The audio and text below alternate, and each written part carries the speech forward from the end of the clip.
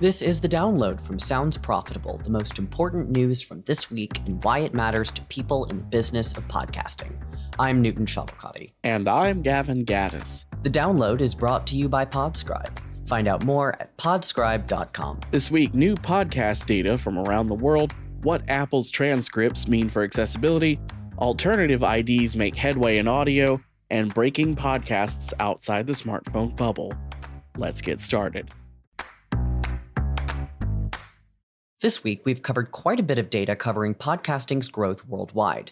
Let's kick things off with the 2024 Reuters Institute Digital News Report. The new study finds 44% of respondents in Spain and the US reported listening to a podcast in the past month, the highest reach for podcasting in the 20 countries surveyed. Ireland and Sweden trail close behind at 31%, and Germany at 30%. Meanwhile, the University of Canberra Digital News Report. Australia 2024 finds 40% of all Australians listen to podcasts.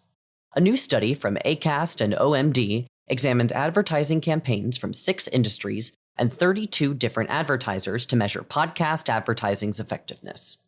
Of the industries included, podcasting provided the highest short-term return on ad spend, with 4.2 times return on investment, as well as the highest long-term ROI of 4.9 times, compared to the average media ROI of 3.7 times.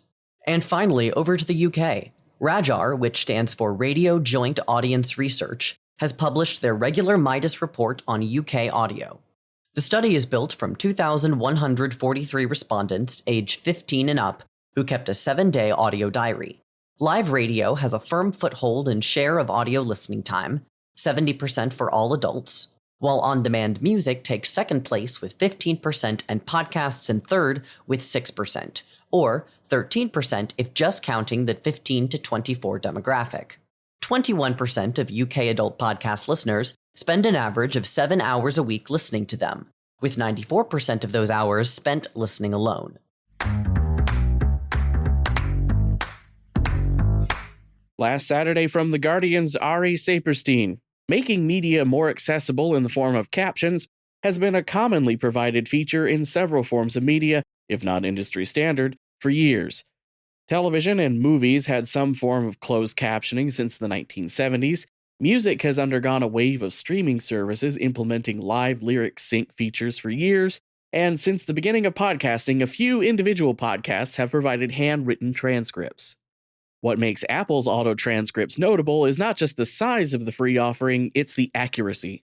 Larry Goldberg, who created the first closed captioning system used by movie theaters, expressed amazement at the consistent accuracy of Apple's transcripts. This month, PodLP, a podcast distribution platform designed to make podcasts accessible on low-power devices like T9 flip phones, turns 4 years old. To mark the occasion, the company has released an update adding functionality to the remote browser Cloud Phone. The service is designed to run app-like widgets on phones with as little as 16 megabytes of RAM and be legible on screens as small as 128 by 160 pixels. While smartphones are continuing to grow in widespread use, the feature phone, aka flip phones, and low-power smartphones are widely prevalent in many parts of the world. According to the 2023 GSMA State of Mobile Internet Connectivity Report, there are still around 600 million people using a feature phone to access the internet. Platforms like PodLP give wider populations who would listen to podcasts the ability to access them with the devices they already have. And it's clearly working, with PodLP alone boasting over 10 million installs in 175 countries. For more on how advertising intersects with podcasting's bias towards top-end smartphones, see Brian Barletta's article from 2020, published just after PodLP's launch.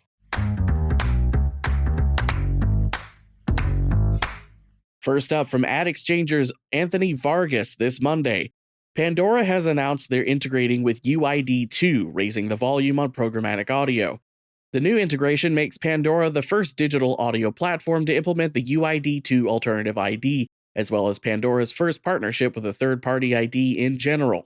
With the integration, AdsWiz has more addressability, including matching email addresses of logged-in users to UID2 tokens that can be passed on to the trade desk and other ad platforms that use UID 2.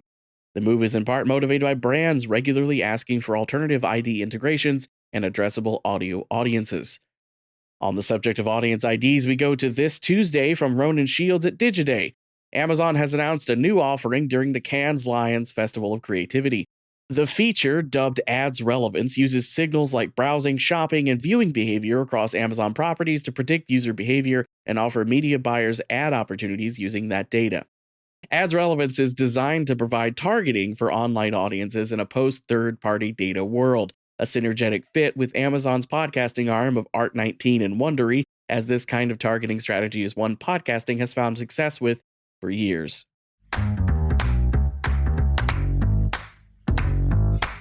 Finally, it's time for our quick hits. These are articles that didn't quite make the cut for today's episode, but are still worth including in your weekend reading this week. On Tuesday, June 25th, a webinar on unveiling new tactics for smarter podcast ads will feature Pete Jemison, Brian Barletta, Tamara Zubati, and Emma Rotz. Advertising: Why Podcast Ads Are Your New Secret Weapon to Increase Sales with Tom Webster Sounds Profitable by Chloe Thomas. An interview with Tom Webster about the potential of podcast advertising. Spotify debuts in-house agency to help brands capitalize on its audience by Sabrina Quagliozzi. The new creative lab will enable Spotify to collaborate with brands and agencies to make custom marketing campaigns. Priceline: Coca-Cola shift ad dollars as influencers launch their own brands by Kaya Yuriev. Influencer marketing investment has increased steadily since 2015 and shows no sign of slowing.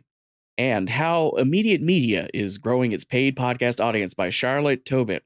Coverage of Ben Hewitt's talk during the Media Voices Publisher Podcast Summit. And that was the download brought to you by Sounds Profitable. I know we went through today's stories fast, so be sure to check out the links to every article mentioned right in your podcast listening app, or on the download section of soundsprofitable.com. And thank you for sticking with us as we bring you the top stories you might have missed from the past week. I'm Newton Shuttlecotty. And I'm Gavin Gaddis. Our producers are myself, Newton Shuttlecotty, Brian Barletta, and Tom Webster. Special thanks to Spreaker for hosting the download, and thanks to you for joining us. Robot? Download complete.